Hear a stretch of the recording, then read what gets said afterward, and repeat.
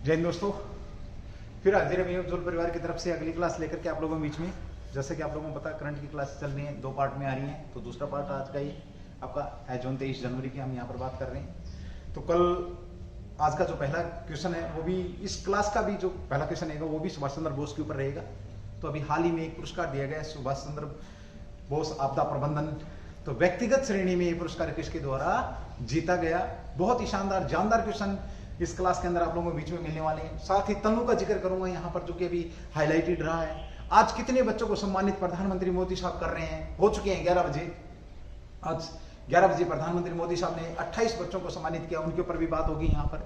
साथ और भी बहुत सारे क्वेश्चन यहाँ पे हैं आप लोगों के बीच में। किसने अपना ई व्हीकल के लिए काम करना शुरू किया, वेबसाइट लॉन्च की किस सरकार के द्वारा। तो ये सारे क्वेश्चन आपकी इस क्लास के अंदर होने वाले हैं। चलिए दोस्तों स्टार्ट करते हैं। पहला ही क्वेश्चन आप लोगों के लिए, जो पहला ही क्वेश्चन है, क्वेश्चन नंबर 1, सुभाष चंद्र बोस आपदा प्रबंधन। सुभाष चंद्र बोस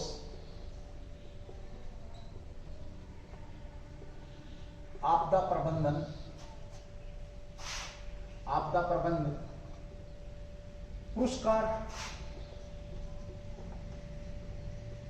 व्यक्तिगत श्रेणी में, किसमें, व्यक्तिगत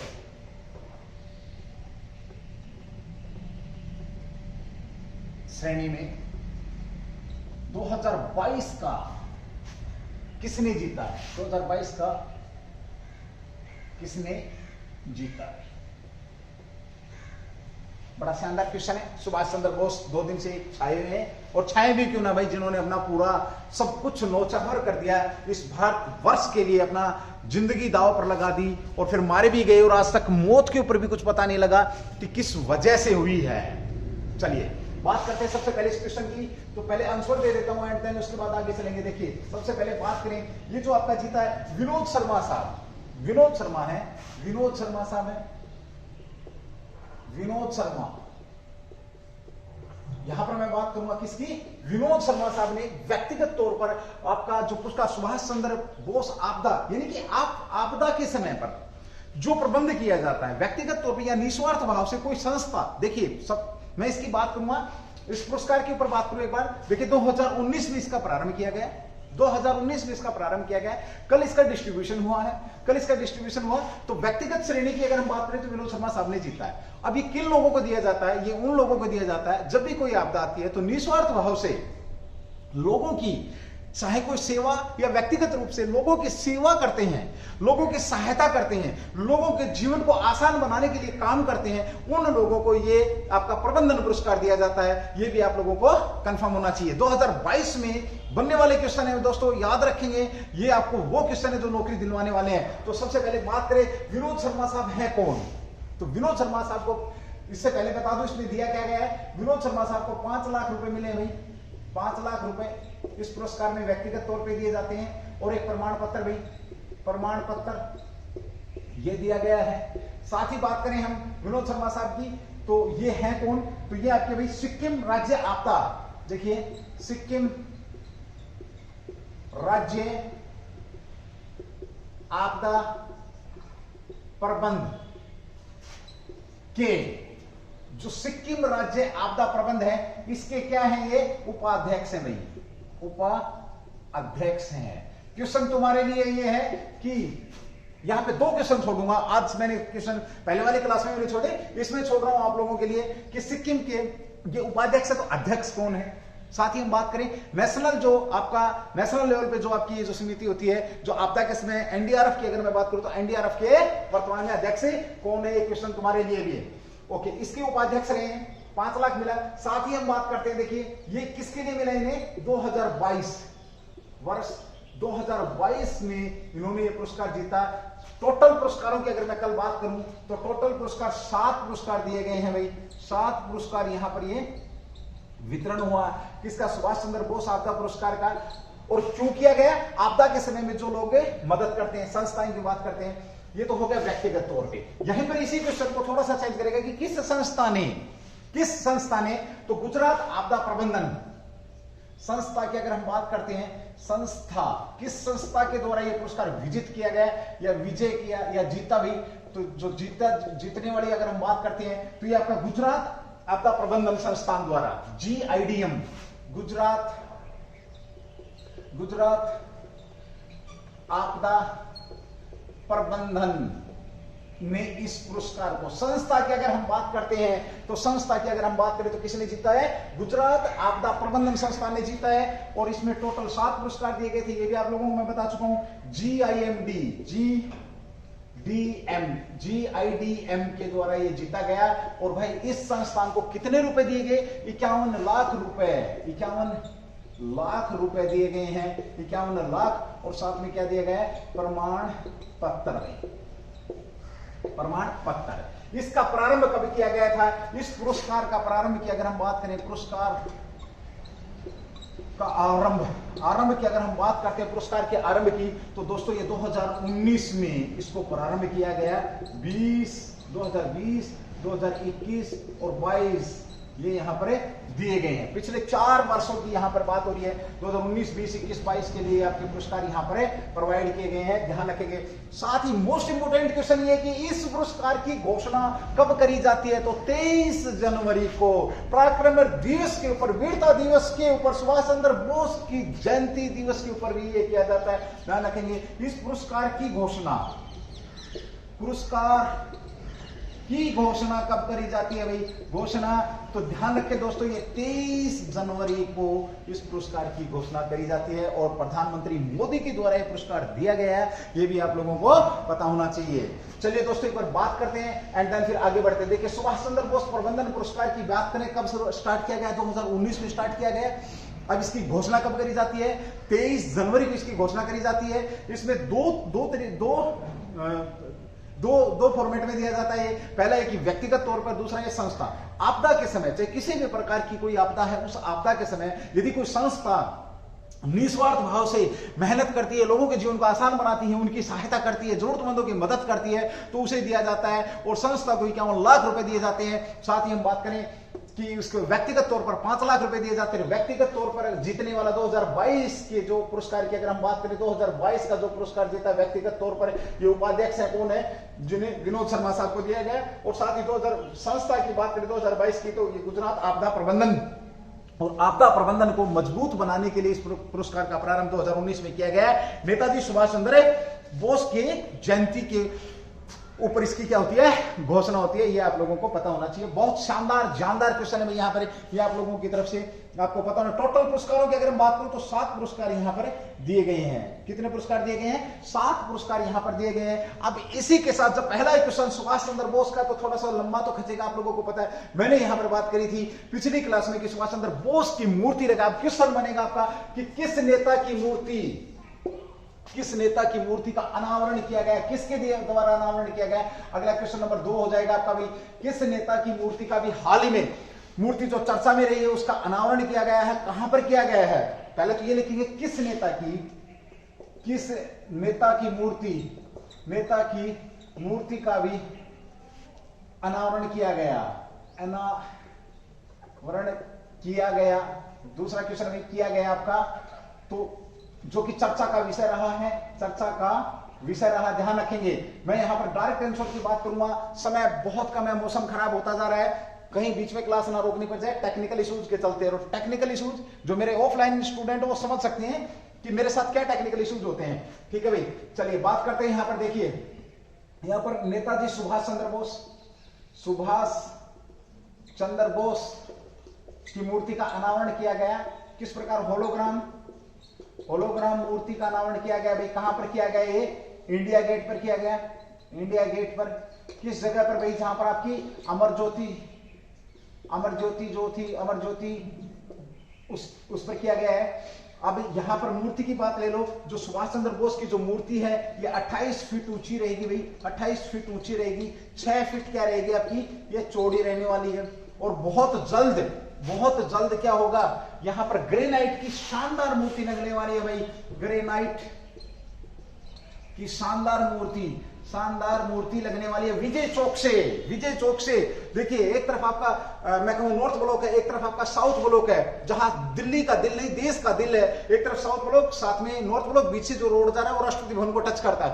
तो वहां विजय चौक से जहां से आपकी गणतंत्र दिवस स्टार्ट होता है, जहां से गणतंत्र दिवस की परेड स्टार्ट होती है, तो वहां से इस मूर्ति को देखा जा सकता है। बहुत ही भव्य नजारा होगा। मौका मिलता तो दोस्तों दिल्ली में जरूर जाना और जरूर देख के आना जब सुभाष चंद्र बोस साहब की मूर्ति लग जाए। अगला क्वेश्चन क्लियर हो गया। देखिए किस नेता की मूर्ति है, तो आपकी सुभाष चंद्र बोस की है। कहां पर लगाई गई? इंडिया गेट पर लगाई गई है।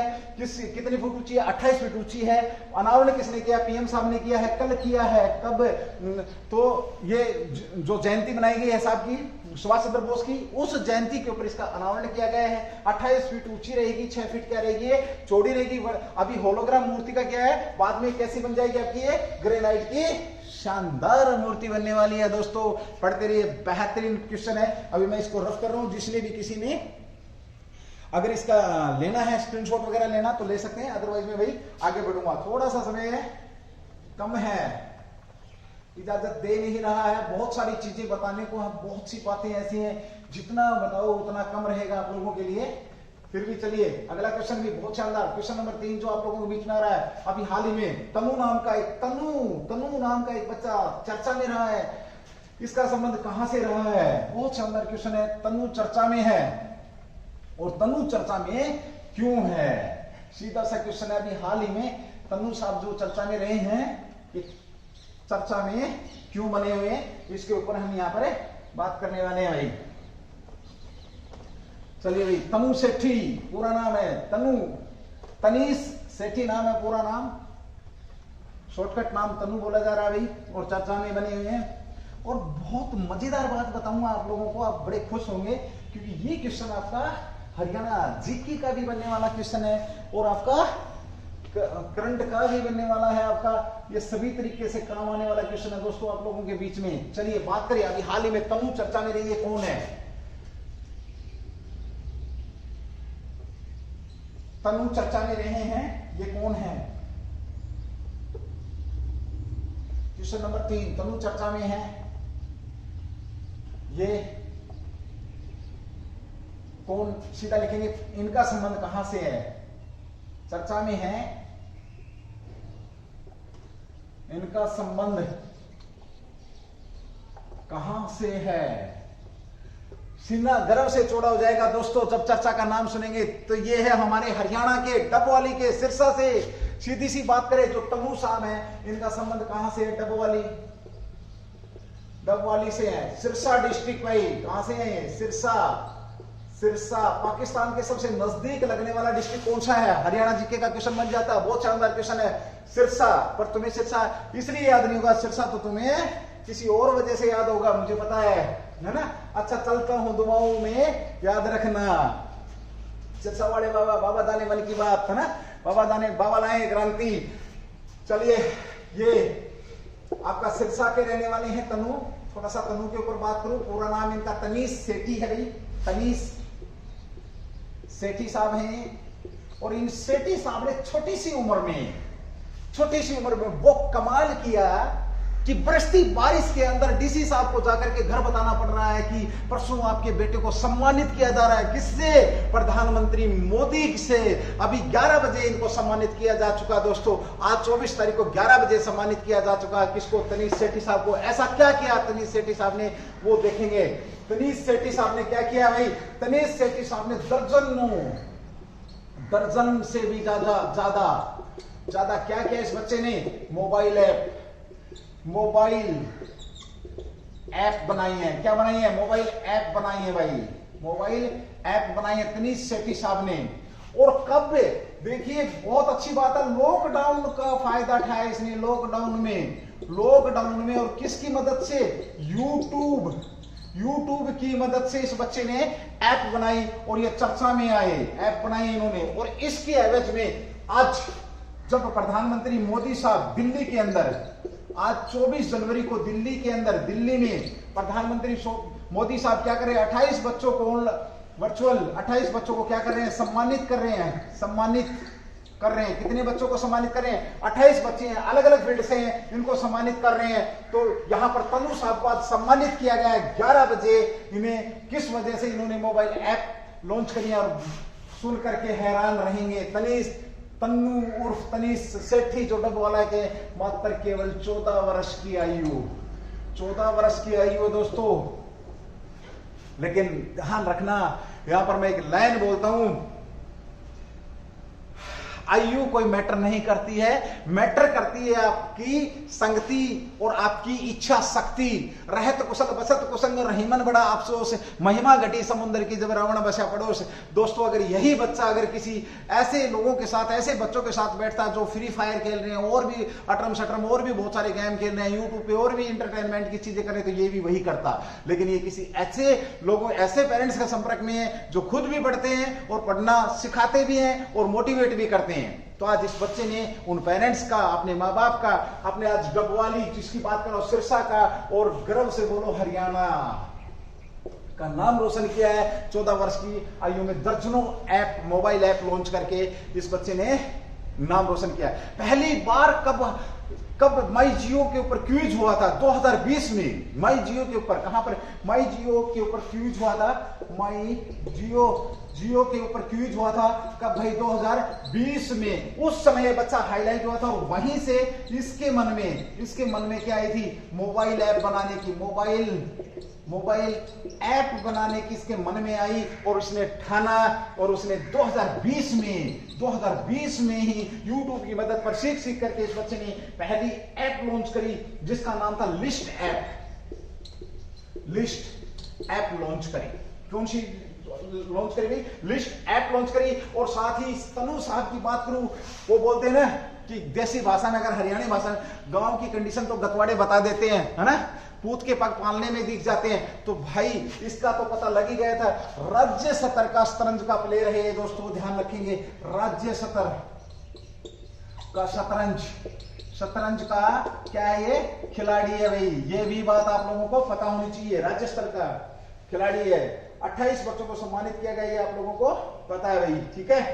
चलिए 11 बजे ऑनलाइन जो कार्यक्रम हुआ है, इस ऑनलाइन कार्यक्रम में सम्मानित किया गया। बरसती बारिश में जाकर के प्रशासन बता रहा है कि आपके बच्चे का आपके बेटे को सम्मानित करेंगे। और वहां पर आज डबवाली में जश्न मन रहा है भाई। सिरसा डिस्ट्रिक्ट के अंदर प्रशासन मना रहा है कि उनके बच्चे ने उस डिस्ट्रिक्ट का नाम रोशन किया है। चलिए हरियाणा जीके का क्वेश्चन है भाई, ध्यान रखेंगे। तनु चर्चा में रहा, क्यों रहा? क्योंकि इन्होंने मोबाइल ऐप बनाई। कितने वर्ष की? 14 वर्ष की आयु में बनाई, इन्होंने यूट्यूब की मदद पर बनाई है।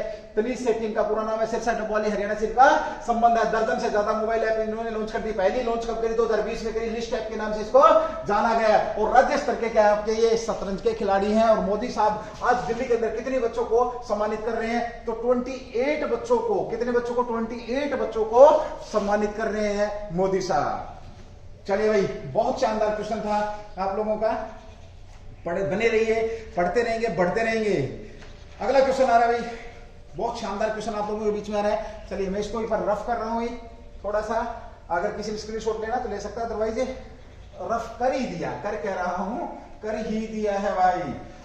चलिए बने रहिए, अच्छे लोगों के साथ रहेंगे, अच्छी चीजें सीखेंगे।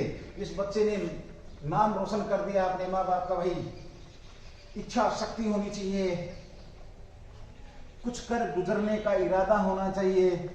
वो सारी की सारी बातें बड़ा मैटर करती हैं। और अगला क्वेश्चन, बहुत शानदार क्वेश्चन आ रहा है आप लोगों के बीच में। अभी हाल ही में चर्चा में one stop e vehicle website. क्या वन स्टॉप ई व्हीकल? अगला जो जमाना आने वाला दोस्तों, प्राइवेट, ये आपका जो फ्यूल फ्री व्हीकल होने वाले हैं। किससे चलने वाले हैं? बिजली से चलने वाले, सौर ऊर्जा से चलने वाले हैं, ये आप लोगों को पता है। तो इसी कड़ी में एक जो यूटी पब्लिक स्टेट कह सकते हो आप, उसने अभी हाल ही में एक वेबसाइट लॉन्च करी है। वेबसाइट क्यों लॉन्च करी उसके ऊपर बात करूंगा। बहुत बेहतरीन क्वेश्चन आज की क्लास में आप लोगों के बीच में है। जितना कॉपी पेन उठा के रखिए दोस्तों, कोई शब्द छूट ना जाए, ध्यान रखेंगे। अगर छूट गया तो गया, है ना। चलिए क्वेश्चन नंबर 4 आज का पार्ट नंबर 2 क्लास आपकी जो जीके की है, जिसमें हम बात करें अभी हाल ही में चर्चा में रहा वन स्टॉप। सीधा लिखूंगा भाई, one stop e vehicle e vehicle website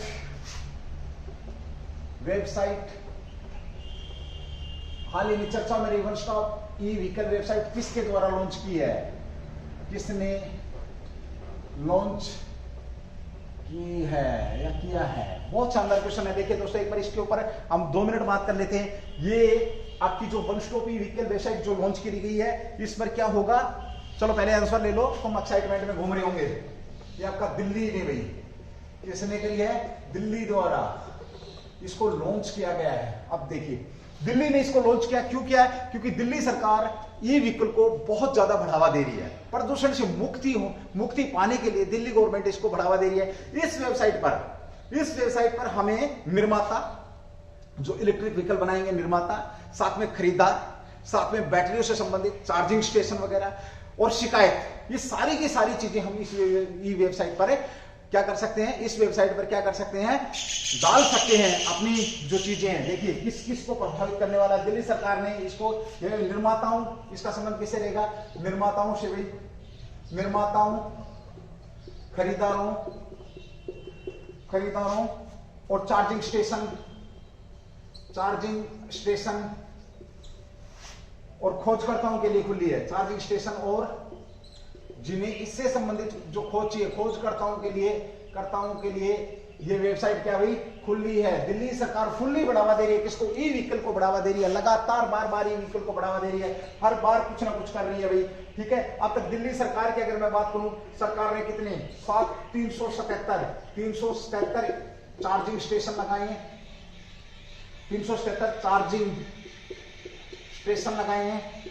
साथ ही बात करें कितनी जगह पर, 170 स्थानों पर भाई, 170 स्थानों पर इन्होंने इतने 377 आपके चार्जिंग स्टेशन यहाँ पर ये लगा चुके हैं। और इस वेबसाइट पर जाकर के, वेबसाइट लिख देता हूं, देखिए आपको काम भी आ जाएगी। ये है आपका ev.delhi.government.in, ये आपकी वेबसाइट है भाई। इस वेबसाइट पर ई व्हीकल से संबंधित या चार्जिंग से संबंधित भाई, बैटरी से संबंधित, चार्जर का प्रकार से संबंधित है, कोई शिकायत हो, वो सारी की सारी निर्माता, खोजकर्ता, अगर कोई बनाने वाला हो उसके बारे में जानकारी किसी ने ढूंढनी है, वो सारी की सारी चीजें आपको इस पे मिल जाएंगी। और दिल्ली सरकार ने 377 और अभी हाल ही में इन्होंने 50 बस लॉन्च करी थी और टारगेट रहेगा हर महीने 50 बसों का।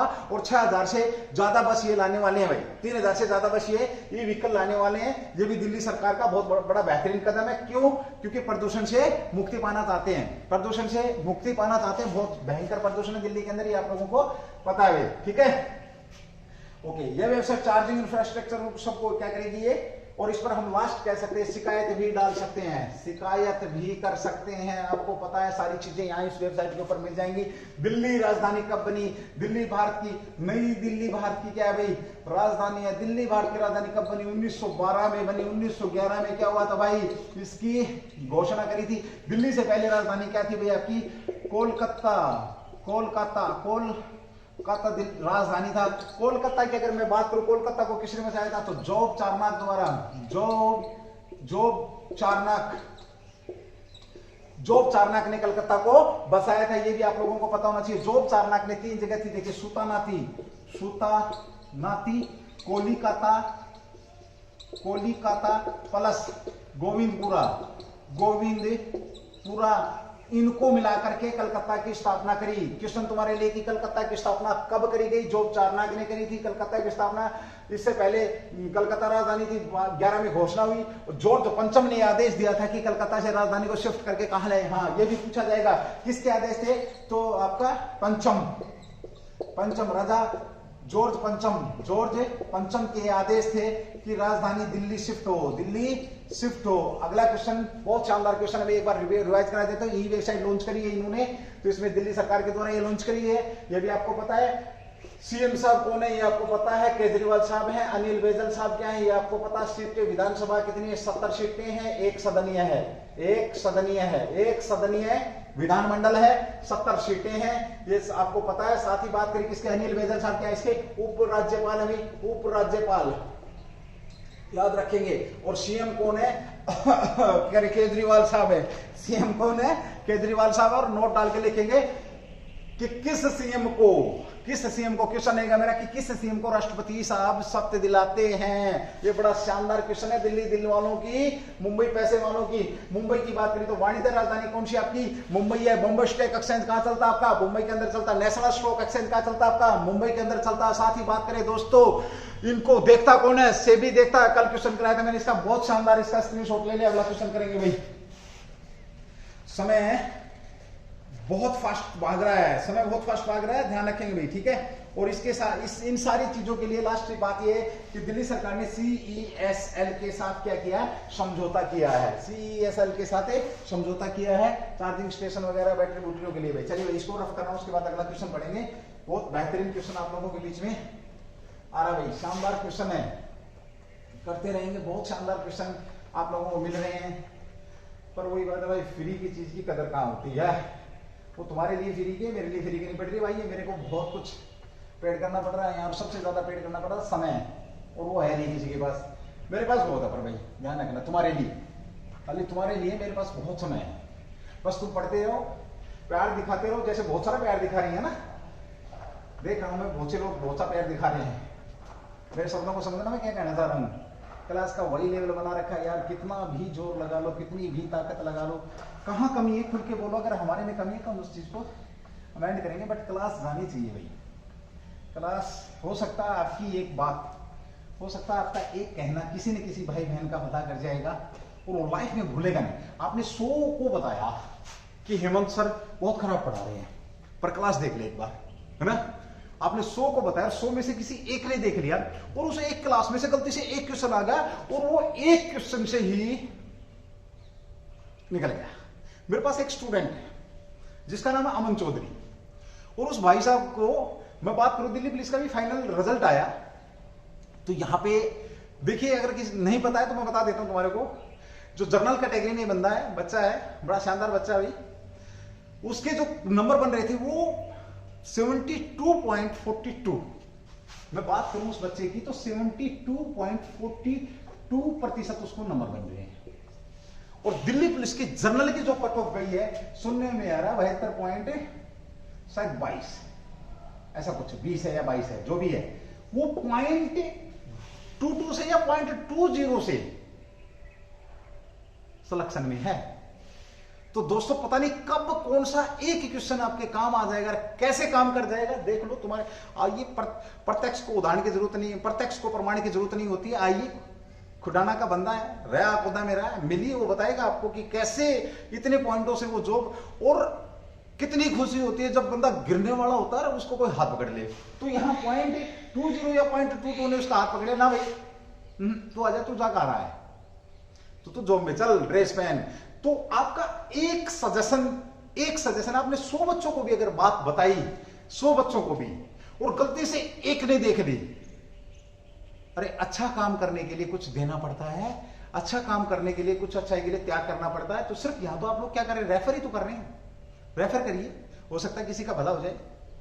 मुझे कहीं इनकम नहीं हो रही, कभी कुछ सोच रही हूँ कि सर ट्रक भर गए डॉलरों के, वो आप लोगों के सामने हूं मैं, आपको पता है, ठीक है। चलिए कोई बात नहीं, समय खराब कर दिया तुम्हारे, ये ऐड का टाइम था, उज्जवल कोचिंग कैंपस का क्या था, ये ऐड का टाइम था भाई। चलिए फिनिश हुआ, इतना ही टाइम बहुत है। RADFI, अगला क्वेश्चन, क्वेश्चन नंबर 5 आपका, RADFI अभी हाल ही में चर्चा में है। ये क्या है, चर्चा में है, ये क्या है, इसका संबंध किससे है, क्या है, या कह सकते हैं इसका संबंध क्या, चर्चा में है, इसका संबंध क्या है। आज का मोस्ट इंपोर्टेंट या बेहतरीन सा क्वेश्चन भी आप लोगों के बीच में देखेंगे आप लोग इसको भी। चलिए सबसे पहले मैं ले लेता हूं इसको,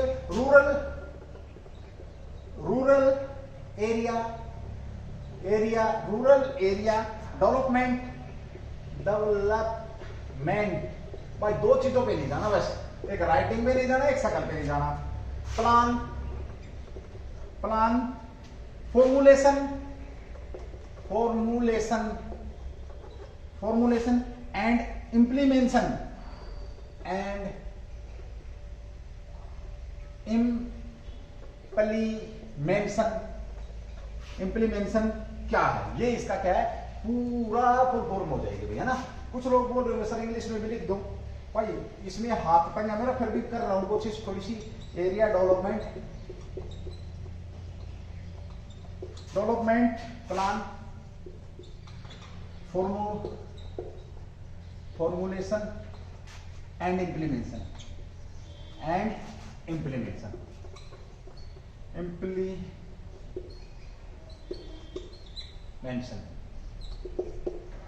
चलो भाई, ये इसकी क्या होगी, फुल फॉर्म है। ये है क्या, देखिए सबसे पहले तो बात करूं मैं, इसको समझना आप, इसकी ये आपकी फुल फॉर्म काम आ जाएगी कहीं ना कहीं। RADFI क्या चर्चा में रही है, तो rural area development plan formulation and implementation. Rural area जो आपके बीच में है, इसका संबंध किससे है? सबसे पहले तो मैं करूं संबंध की बात करूं तो देखिए संबंध है इसका पंचायती राज मंत्रालय, पंचायती राज मंत्रालय। हाँ भाई, पंचायती राज मंत्रालय, मर्गे पंचायत पट पर और पेपर चला गया आगे सेक्रेटरी का, कोई बात नहीं, आएगा कभी, कहां जाएगा कहां, है ना। चलो, मंत्री साहब कौन है इसके, तो ये जो मंत्री साहब हैं गिरिराज सिंह इसके क्या है, मेन मंत्री हैं, कह सकते हो किसके, पंचायत मंत्रालय के अंदर आपका काम कर रहा है क्या, RADFI काम करता है। दोस्तों RADFI की बात क्या कर रहा है मैं बता देता हूं, देखिए इसको समझना है, इस क्वेश्चन को आगे बहुत काम आने वाला है। शहरों में बहुत से लोग ऐसे हैं, थोड़ा सा पैसा हुआ भाग लिए शहर के अंदर, प्लाट ले लिया और वहां पे क्या हो गया, शिफ्ट हो गए।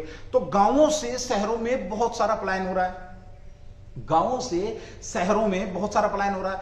अब शहरी क्षेत्र बढ़ रहा है और ग्रामीण क्षेत्र क्या हो रहा है आपका, एज कंपेयर में बात करूं तो सिकुड़ ही रहा है, छोटा ही हो रहा है। जो लोग बड़ी बड़ी हवेलियां बनी बनाई छोड़ के जा रही हैं, क्योंकि गांव में रहने के लिए तो भाई बहुत कुछ चाहिए, है ना। अब बहुत से कष्ट होते हैं, तो गांवों की जिंदगी को आसान बनाने के लिए, गांवों के जीवन को सरल बनाने के लिए, गांव में सुख सुविधाएं प्रदान करने के लिए, ये जो आपका चर्चा में है अभी फिलहाल, इसमें थोड़ा सा अमेंडमेंट किया गया है। और इसके अंदर जो नीतियां डाली गई है, जो नीतियां शहर के अंदर चलती हैं, जो नीतियां कहां चल रही है आपकी, शहर के अंदर चल रही हैं, उन नीतियों को उठा करके अब गांव में लाया जाएगा, गांव के जीवन को सरल बनाया जाएगा, गांव के जीवन को समृद्ध बनाया जाएगा, गांव की अर्थव्यवस्था को मजबूत किया जाएगा। ये इससे संबंध है भाई। अरे बात आई समझ में, नहीं आई तो फिर कर लो भाई।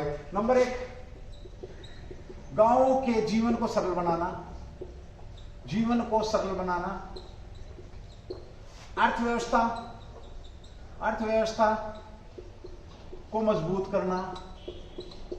करना, साथ ही बात कर सकते हैं रोजगार को बढ़ाना भाई, रोजगार को बढ़ाना। अब रोजगार बढ़ेगा तो ऑटो सिस्टम से क्या होगी, अर्थव्यवस्था बनेगी। और जब ये सारे काम होंगे आपके तो क्या होगा, शहरों से क्या होगा भी आपका, शहरों की तरफ जो पलायन हो रहा है, जो पलायन हो रहा है, यानी कि जो लोग शिफ्ट कर रहे हैं शहर की तरफ, जो शिफ्ट कर रहे हैं, उन शिफ्टिंग को, पलायन को रोकना इसका क्या रहेगा भाई, रोकना इसका उद्देश्य रहेगा। क्या रहेगा, उद्देश्य रहेगा। साथ ही हम बात करते हैं, जब इसका उद्देश्य ये रहेगा, शहरों में पलायन की तरफ या शहरों की तरफ जो पलायन हो रहा है उसको रोकना इसका मेन उद्देश्य रहेगा। अब यहां पर ये होगा कब, जब आमतौर पर नोट डाल के लिख सकते हैं, नोट, जब क्या होगा कि जो ग्रामीण जीवन है उसको क्या किया जाएगा, सुख सुविधा प्रदान की जाएंगी। ग्रामीण जीवन में सुख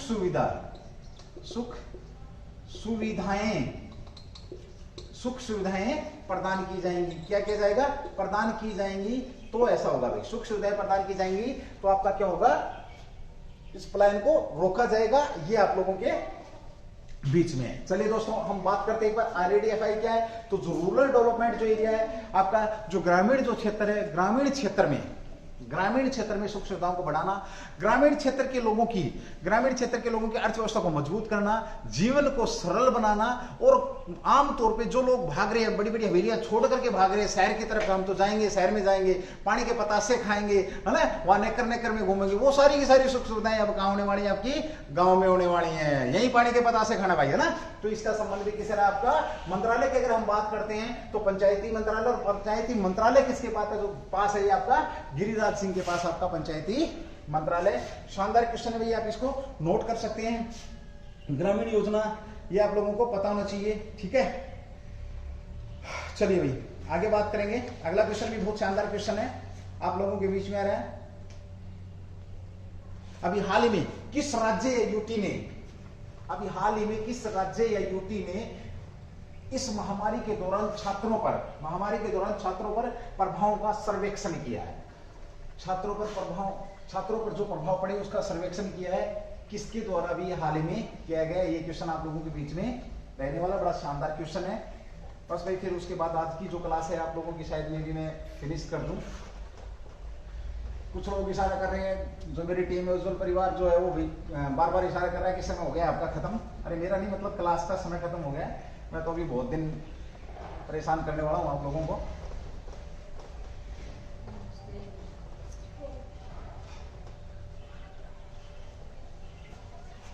चलिए भाई, अभी हाल में महामारी के दौरान सर्वेक्षण किसके द्वारा किया गया। अगला क्वेश्चन आपका बहुत शानदार भाई। जो सर्वेक्षण किया गया सीधा करूं बात में, देखिए महामारी के दौरान महामारी के दौरान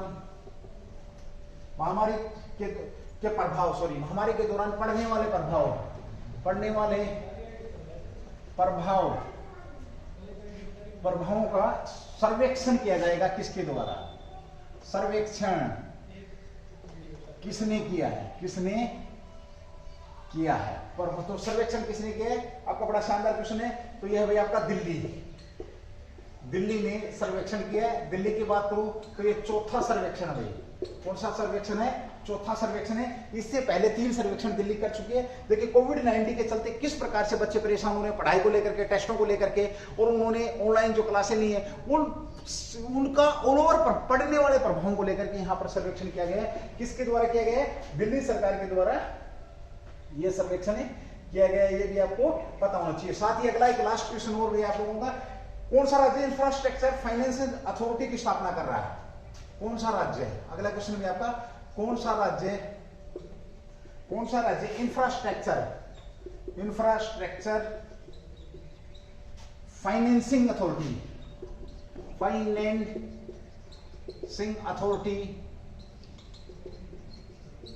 की स्थापना कर रहा है। तो इसका जो आंसर रहेगा अरुणाचल प्रदेश भाई। क्या रहेगा, अरुणाचल प्रदेश फाइनेंसिंग अथॉरिटी की स्थापना कर रहा है। चलिए दोस्तों, आज बहुत शानदार से क्वेश्चन हमने यहाँ पर करे हैं, 5 क्वेश्चन करे हैं, और इसी तरीके से हम बढ़ते रहेंगे। थैंक यू, जय हिंद, जय भारत, डू दी बेस्ट। फिर मिलने वाले एक नए अंदाज में उज्जवल परिवार की तरफ से एक बेहतरीन सी क्लास लेकर के आपके बीच में। Thank you.